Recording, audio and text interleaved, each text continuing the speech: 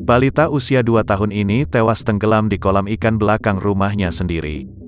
Balita tersebut berinisial Faizan Zain Rafasa atau FZR, warga Dusun Welinti Desa Wiono Kecamatan Gedong Tataan, Kabupaten Pesawaran.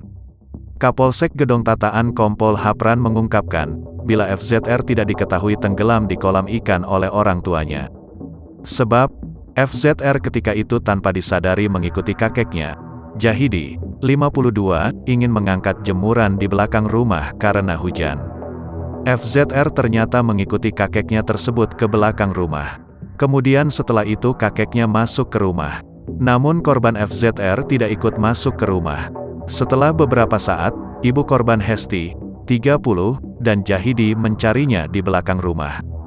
Ironisnya korban telah ditemukan mengambang dengan posisi telentang di kolam ikan belakang rumah. Kakek korban, Jahidi sontak berteriak dan datanglah tetangganya, Agus. Lantas membawa korban ke salah satu tenaga medis terdekat dengan harapan mendapat pertolongan.